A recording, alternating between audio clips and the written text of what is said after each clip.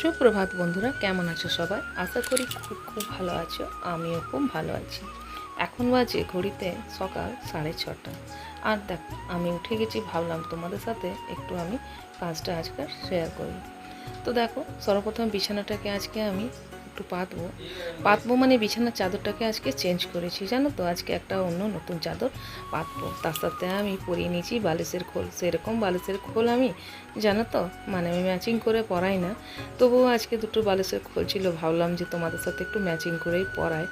সবসময় কি হয় জানো তো, যে ম্যাচিং করে আমার দ্বারাই পরানো হয় না। এই হচ্ছে ব্যাপার। আর তাই আজকে বালিশের খোল দুটো আমি পরিয়ে নিয়েছি। অনেকগুলো খোল হয়ে যাওয়াতে না মনে হয় কোনটা পরাবো না। সবসময় তো আর ম্যাচিং করে পরানো যায় না, বলো। তো ঘর আমার পরিষ্কার পরিচ্ছন্ন থাকলেই হলো। যেমনই ঘর হোক, একটু পরিষ্কার পরিচ্ছন্ন না থাকলে সে ঘর তোমার আর ভালো লাগবে না। তাই যেমনই ঘর হোক, একটু পরিষ্কার পরিচ্ছন্ন রাখা আমি মনে করি অনেকটা দরকার। তো চলো, আজকে হচ্ছে বিপত্তারিণী পুজো। আর আমি দেখো যাবো এখন মন্দিরে। তার আগে ঘরের যে কাজগুলো আছে সমস্ত, সেগুলো কিছুগুলো আমি করে দিয়ে যাব। আর হ্যাঁ বন্ধুরা, আমি একটু দেরিতে যাব। তো এখানে দেখো হয়ে গেছে আমার বিছানা পাতা কমপ্লিট। আজকে দেখতে থাকবো তোমাদের ভিডিওটা। আজকে আমার একটা নতুন ভিডিওতে তোমাদের সবাইকে অনেক অনেক স্বাগত রইল। তো চলো, কী করছি না সবটা দেখতে থাকো আজকের ভিডিওতে। আর ঘরের যা সমস্ত বাসি তাসি কাজ ছিল সেগুলোকে করে আমি চলে এসেছি রান্নাঘরে। তো রান্নাঘরে আজকে জানোই তো, আমি না যেদিন আমার উপোস টুপোস থাকে সেদিনকে আমি ভাতটা খুব কমই করি। তো আজকে আমি ভাত করলাম না। বাচ্চাদের জন্য আমি করে নেব রুটি, আর তার সাথে পনিরের তরকারি। একটু করে দিলে পরে ওদের আর কিছু চাই না।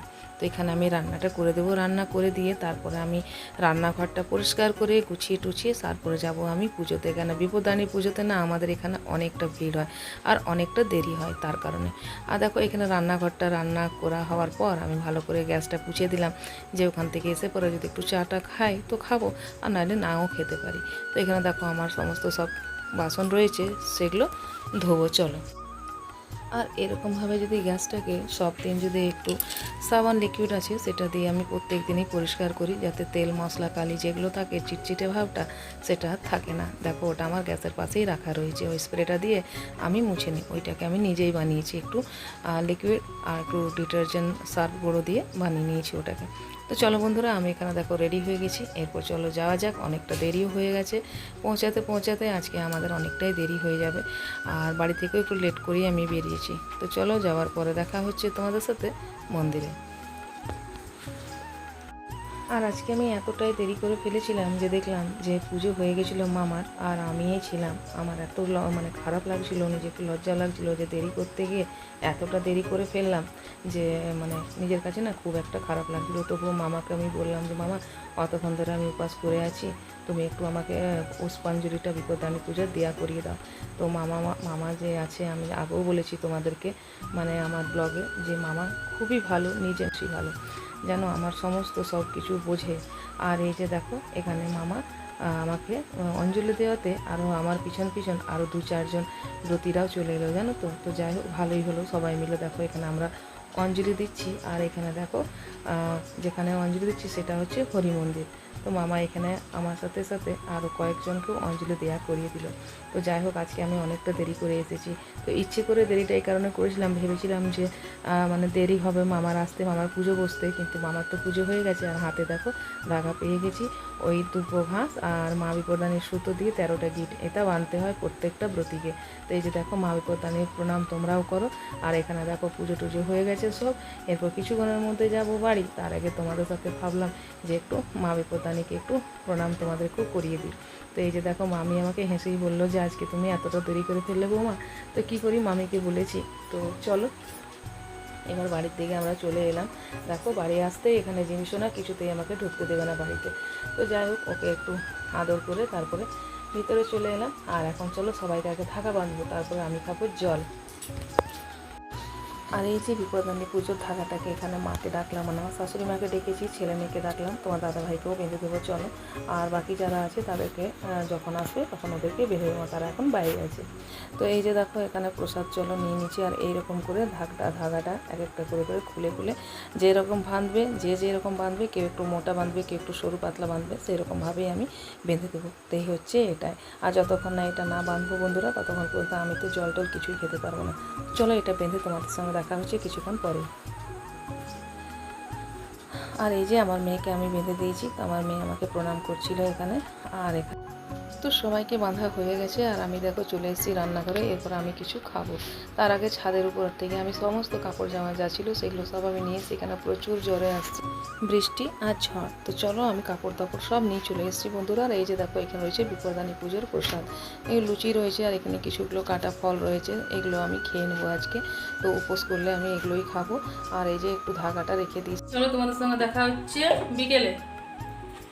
ভিডিওটা রাখছি, আবার দেখা হচ্ছে বিকেলে। চলো আমি প্রসাদ নিয়ে নিয়েছি, আর এখন বাজে 4:45। চলো জানলাগুলো সব বন্ধ করে দিয়েছি, বসিয়ে দিয়েছি চা।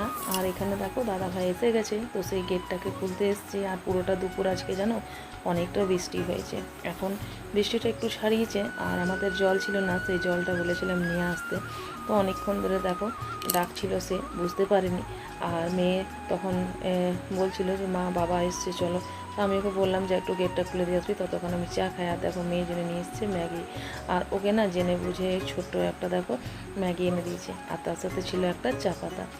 তো চা তো আমি খেয়ে বানিয়ে রেখেছি, তো এখনও পর্যন্ত আমি চা খাইনি। দাদাভাইকে বলেছিলাম যে চা পাতা নিয়ে আসতে, সামনের দোকান থাকতে এখান থেকে ম্যাগি আর চা পাতা নিয়ে এসছে। তো চলো এরপর চাটা খাবো। আর এই যে দেখো জলটা নিয়ে আসতে হয় খাওয়ার জন্য। গুড ইভিনিং বন্ধুরা, কেমন আছো সবাই? আশা করি খুব ভালো আছো, আর আমরাও খুব ভালো আছি। চলো একটু চা খাবো। আমার এই পাশে জিভটা না আমার খুব ব্যথা করছে আজকে। চলো চা খাই, কী করছি না দেখতে থাকো। দুপুরবেলাকার ভিডিওটা কন্টিনিউ করতে এলাম। জল ছিল না, এক ফোঁটা জল নেই দাদা ভাই। আর এদিকে ম্যাগি নিয়ে এসে মেয়ের সাথে মজা। চলো দেখতে থাকো ভিডিওটা।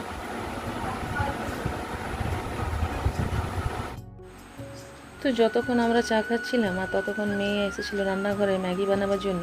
আর দেখো ম্যাগি বানাতে গিয়ে পানিরটাকে দিয়ে দিয়েছি অনেকগুলো কড়াইতে, আর পানিরটা না সেটে গেছে, আর কিছুতেই উঠছে না। তাই আমি একটু আমাকে বললো মা এগুলো একটু উঠিয়ে দাও। তো আমি এসেছি, তো আমার দ্বারা তো দেখছি সেরকম উঠছে না, পুরোটা একদম কড়াইতে না বসে গেছে। তো যাই হোক চলো এটাকে এইরকম করে ভাজা ভাজা করে একটু হালকা ফ্রাই করে আমি উঠিয়ে দেবো। এটাকে উনি ম্যাগিতে দেবে, এরকম করে নাকি ম্যাগি খাবে ওরা। তো চলো ঠিক আছে, যে যেমনভাবে খায় খাগা। বন্ধুরা তোমাদেরকে একটা কথা আমি বলতে যাচ্ছি, তোমরা আমার কেউ ভিডিও পুরো ফুল ওয়াচ করছো না। যদি তোমাদের সেরকম কোনো কাজ বাজ থাকে বা প্রত্যেক জনেরই কাজ থাকে, ফুল ভিডিও দেখা সম্ভব হয় না, তো তোমরা এক কাজ করো, ভিডিওটাকে অন রেখে দিয়ে রাখতে পারো, যেরকম আমি করি সবার ভিডিও দেখার সময়। আমি সবার ভিডিও কিন্তু চালিয়ে রেখে কাজ করি জানো তো। আর যেগুলো আমি দেখি সেগুলো কিছু কিছু আমি বড় কমেন্ট না করলেও আমি যেগুলো দেখানো হয়েছে ভিডিওর মধ্যে সেগুলো দিয়ে আমি কমেন্ট করি। তোমাদেরকে সবাইকে আমি রিকোয়েস্ট করব, যারা যারা আমার মানে ভিডিও দেখো, আমার ভিডিও দেখতে ভালো লাগে, তো প্লিজ দেখলে পরে সম্পূর্ণ ভিডিওটা দেখো। কারোর ক্ষতি করে কেউ এগাতে পারবে না বা ভালো লাগে না সেটা, তাই না? আমি যেমন তোমাদের কাছে আছি, তোমাদেরকে সাপোর্ট করছি সব দিক, তোমরাও প্লিজ একটু সাপোর্ট করে দিও যাতে আমিও এগাতে পারি। তো চলো এখানে ম্যাগি হয়ে গেছে, আর তেমনি শুরু করেছে জিমি দুষ্টুমি। তো যাই হোক ওকে নিয়ে এসছে রান্নাঘরের কাজে, আর এই যে দিদি ওকে বকা দিচ্ছিল দেখো। তো চলো এখানে আমার মানে রান্না হয়ে গেছে, তো দাদাভাইকে আমি খেতে দিয়ে দিয়েছি। আর দেখো ও দিব্যি ওরও খাওয়া হয়ে গেছিলো, কিন্তু ও আম খেতে এত ভালোবাসে যে যেই দেখে যে দাদাভাই আম নিয়ে বসছে থালাতে, সেই ও আম খাবে। তো আমাকে বললো একটু ওকে আম দিয়ে দিতে। আর আমি সচরাচর জানো তো আমার হাজব্যান্ডের নাম নিই না, আমি তোমাদের দাদাভাই করেই বলি। শুরু থাকতেই নামটা আমি মুখে উচ্চারণ করতে পারি না, তাই আমি তোমাদের দাদাভাই করে বলি। তোমাদের কারোর কিছু আপত্তি সেরকম থাকবে না, আমি জানি তোমরা আমাকে যেমন ভালোবাসো আমার পরিবারকেও সেরকম ভালোবাসো।